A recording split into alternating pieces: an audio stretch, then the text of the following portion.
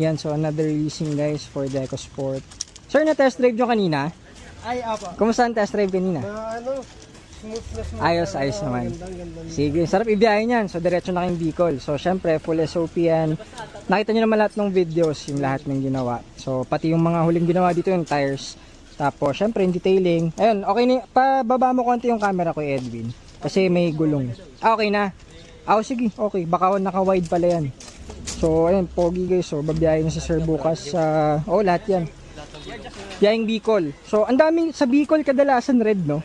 Parang lahat na nasa Bicol natin red. Puro pula, no? So, ayan. Biyaheng Bicol again. Red can dito, guys. Ayan, no? Kasi, basta, may isa pa nga tayo dun, Black Edition, pula din, eh. So, may iba pa tayong releasing dito. Ito, red for releasing din yan, guys. So, ito is mauuna na. So, babiyahe na si Sir bukas sa Bicol. Ito is nireservan to ni Sir No Look. So, ano yan? All the way from Bicol. So, yun. Release na natin, SOP, pakita lang natin yung ating yan. So ito guys, lahat dito from since day 1 na nagpa-reserve si Sir, wala na iba nating video, nasa server na.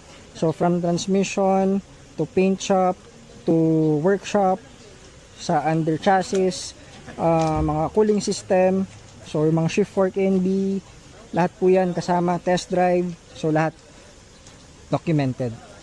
Timing belt kasama na rin, pati yung mga support din, pinalitan yan. So ito po ang ating Ford EcoSport 2015 at ready for long drive na. So maraming salamat sir, ingat kayo sa biyahe.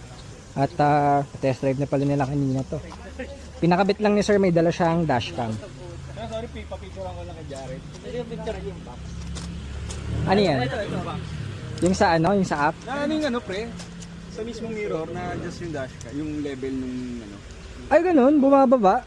Paano siya, ganda eh. Matindi. Ayan no, yung sa likod. Oh. Ayan, sir. Ayun. Yun no. Yes. Oo nga, no? Ano, iba talaga eh. 75, baka Kasi naman. meron to Panis.